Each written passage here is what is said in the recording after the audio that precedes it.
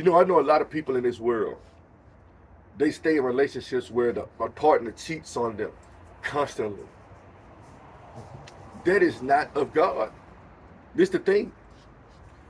If they constantly cheating on you, you might want to stop sleeping with them. They behaving like an adulterer. You might want to stop sleeping with them because you're defiling your body. Now, concerning the things whereof you wrote unto me, it is a good for a man not to touch a woman.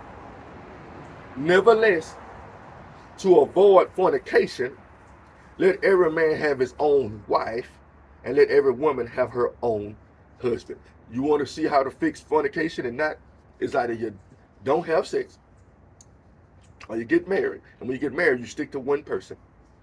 I'm not even going to all the marriage things because I know people are like, well, why can you preach about marriage? Well, let me tell you something, people.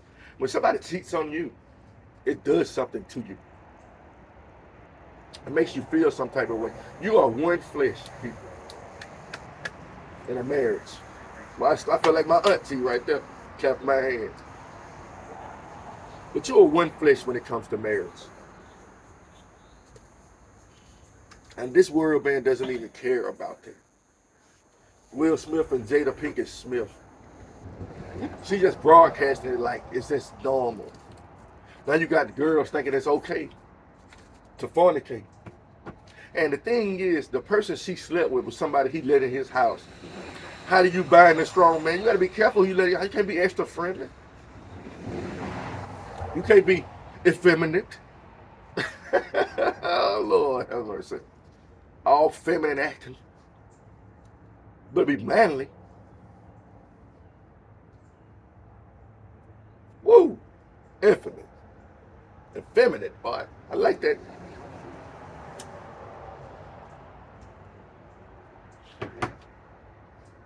But the Bible just told you so many characteristics of what to watch out for, how to keep yourself safe. You see, even when he sent the disciples out, he said, if they receive you with the peace of God there, rest there. You ever go to certain people's houses and something that you ready to go before time you even get there? Something ain't sitting right.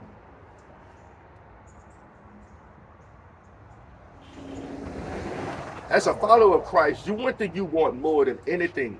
I'm going to tell you this and I'm going to be real with you. You want discernment. A lot of people don't have it. But he said, earn is the best gifts. But discernment is something that every male or female Christian needs. Because if you don't have discernment, that means you don't have discretion. Some people look at people, everybody's good. That's a problem. Because everybody's not good. If you look at everybody as good, you're going to be in a lot of the wrong places at the wrong time. Because you don't see evil. Do you understand, people? Open your eyes.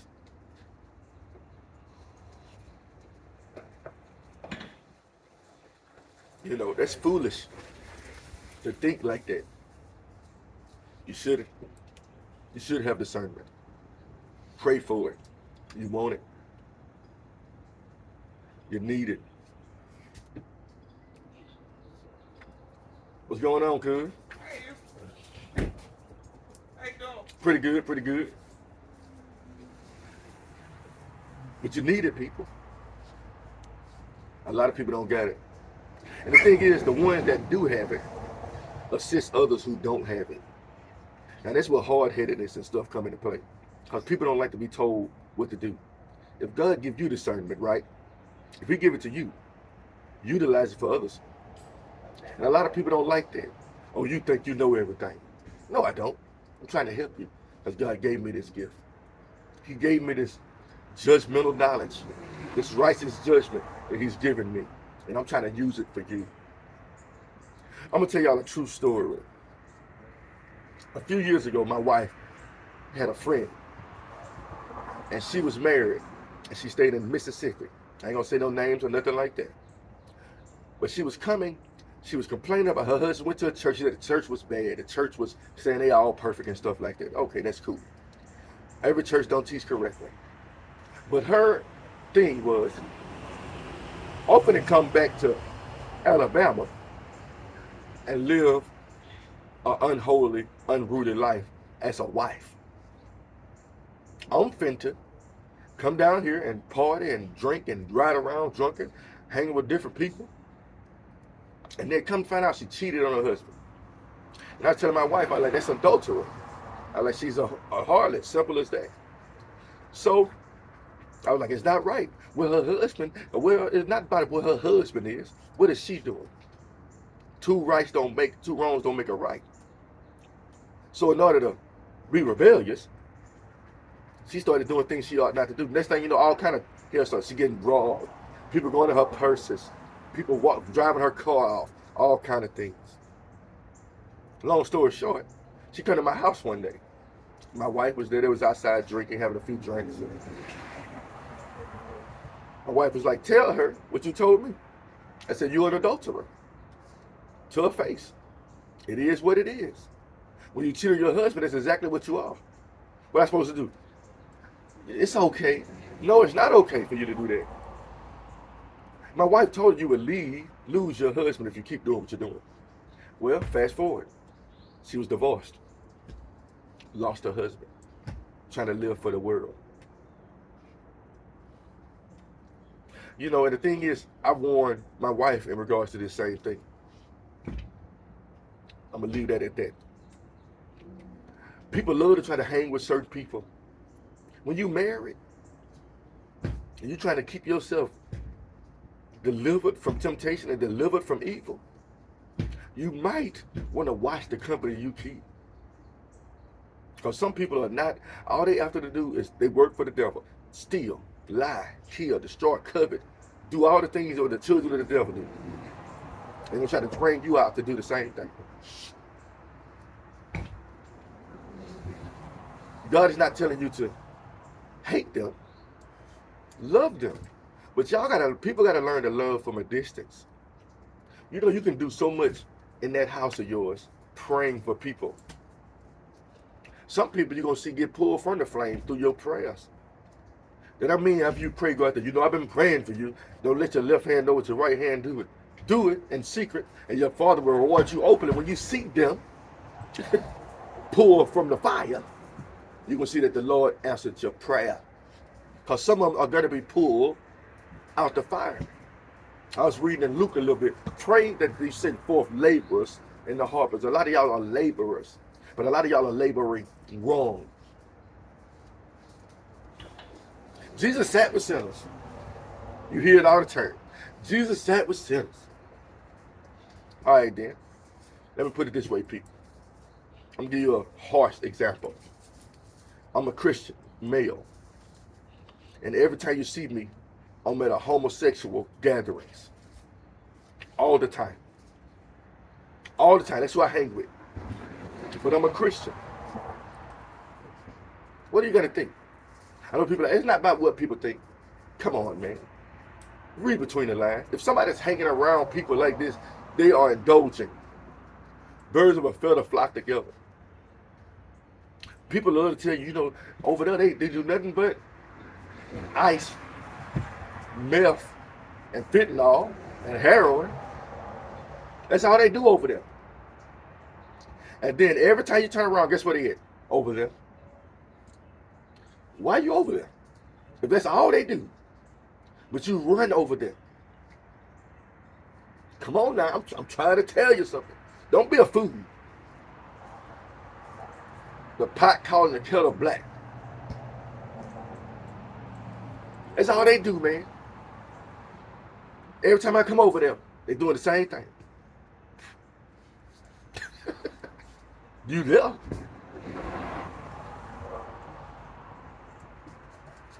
This takes practice now.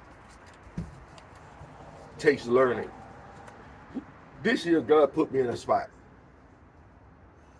by myself. And it's up to me to let whoever in whom I want in. Before keeping people out, a lot of times, that's when I trust in the Lord to do that. Sometimes I'm like, man, nobody will never come visit me. And then I think, Maybe it's for my benefit. Nobody will never call me, Lord. Then I think, maybe it's for my benefit. What do you want me to do, Lord? Eat, drink, and be merry at your own house.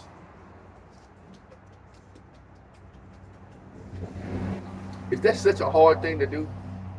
If God has blessed you with the funds to be able to take care of yourself, I don't care what you do, people. I don't care what nobody does. It's not up to me to figure out what's best for you, because everybody has habits. Some are different from others. But are you taking care of your home? Are you hanging out there and running the streets and calling yourself a Christian? Oh, I'm ministering to people. Oh, really? That's what they call it now?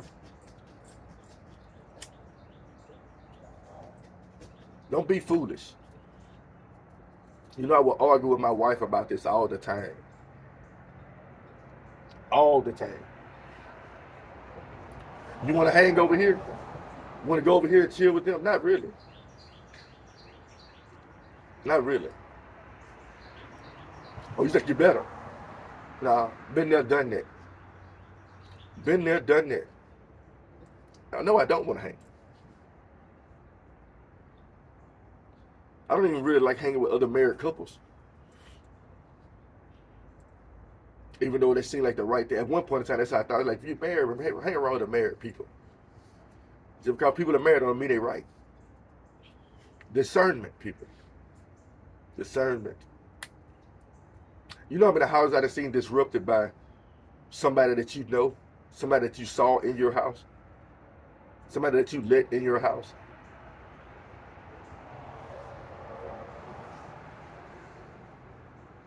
I remember Isaiah, or I think it was Hezekiah, or one of the kings. He gave some visitors a tour of his whole house, and then the prophet comes to him and be like, what all did you show them? And he showed them everything he showed them. He was like, everything you showed them, the kingdom finna be stripped from your hands. Whoa, that's crazy. Be careful. You want to give people a tour of your house? They might be touring the house they finna take over. And you let them. You know, I've been married twice, people. The first marriage, I learned a lot from it. You know, don't be extra friendly as a man. Be that person that they don't even want to come over your house. You know, back in the day, the father had a presence that when people came around, be like, man, they daddy. Because they don't want you to be comfortable. They want you to be comfortable in their home. We didn't understand this as a young kid. Like, you know, when you was young, you just want to run over somebody else's house all the time. Or run over your friend's house. And the parents probably behind closed doors, but this boy be over here all day. You understand? As you get older, you're like, I can't keep running to people's houses. And the Bible even says, don't go to your neighbor's house too much and they start to hate you or despise you. So when you go visit people, visit every once in a while. It's scriptural. Now, he said, do not keep company with them. That don't mean you cannot visit them every once in a while. Does that mean go to every gathering you're invited to? Because you're trying to reach souls? Use discernment, use discretion. You want people to be happy to see you. Like, where you been hiding? Not, here you go again. You're here every day. And then most people I know hang around each other all the time. Guess what they do? They talk about one another. To me. And then a few days later, they back together. I'm like, with friends like these, who need enemies? I don't even understand how friendship works this day and age. But by me not hanging with nobody, I ain't got nothing to talk about. The best friends I got are co-workers. That's why I spend a lot of time at work. Co-workers. Like that's my interaction I have throughout the day. You know, and does that mean I don't be wanting to go out sometime? Like, man, I just want to go out and enjoy myself. And the Lord, like, watch this. Go home and enjoy yourself. All I want in life, people, is what the Bible says. I want to be free of fornication, so I want a wife. I want to raise my kids right. I want to help people. But I want to do all these things within God's guidelines. That's my goal. If I can't find a wife that's going to follow me and follow my lead, I don't need one. But the thing is, if I don't need a wife, that means I can't fornicate. I can't be out here having sexual intercourse. I had to learn that. You understand? Just get used to being lonely, woman. Get used to being lonely, man. And I guarantee you, if the Lord wills it, that right woman or that right man is going to fall in your lap. But I'm going to tell you, when you out there in the streets and you running and running and running, the wrong thing might fall in your lap too. There's a lot of chameleons out there. Oh, I love God. You get in the house. Ooh, what God? What God you love? Because you don't act godly.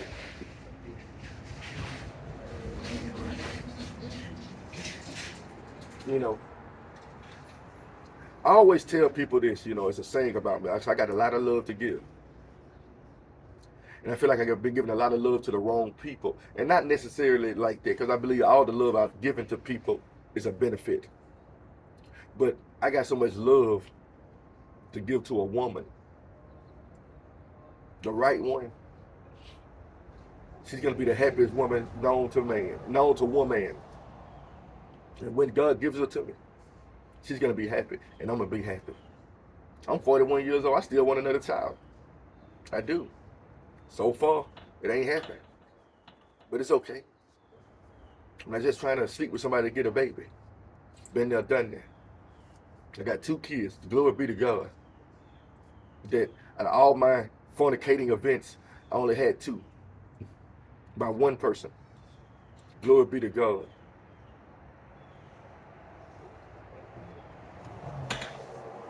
I'm still trying to find out this. I'm still trying to study it in regards to marriage and divorce and all these things. I'm still trying to study those things and figure out what is God's perfect will. But I'm not gonna end with this story, but I'm gonna stop and then I'm start back with this story. My mom was married to her first husband years ago. They was like 18, 19 years old. And this is the last story I remember from her before her mind started deteriorating a little bit. Her husband and her separated. I came forth. My sisters came forth. And her first husband is not my father. He's my stepfather. And after years of being out and about a few years ago, my mom used to always pray for a preaching husband. Come to find out, her first husband had become a preacher over the years. And he started reaching out to my mother. And he said, the Lord told him to go back to your first wife. And that hit me like a brick. And I'm like, what? I'm like, does that make sense? It's a lot of things I don't know, people. But that right there, they got together, they got married. And he died shortly after. And then a few years after that, my mother passed. And I know a lot of people probably think, well, my mom got with him for his money. No, he reached out to my mother because the Lord told him to go back to his first wife and marry her. And it's weird because my mom's mind started tearing right after that. But when he passed, he left her funds. So she was getting a check every month from him. Man, it's amazing. During her time of weakness, God still provided for her. You see, man, when God is ready to call you back home and make you right, he's going to make you right. He's going to fix whatever needs to be fixed if you continue to call on him. One thing I know about my mom, she continued to call upon the Lord. I miss her, but I'm happy she's no longer have to worry about this world no more. And I believe the Lord made her right, made her whole. I don't know how that relates to my situation because my situation may be different. I don't know. You understand? But try to live a life that the Bible tells you to live. Not a life that people encourage you to live. Not a life that music encourages you to live. I'm working on a song right now called Slow Dance Into Romance. It sounds like a great song. And it's going to be a great song for some. But it has a message that's probably going to make people's heads spin. And it's 7 minutes long. I'm working on it now. Let me pause and I will continue.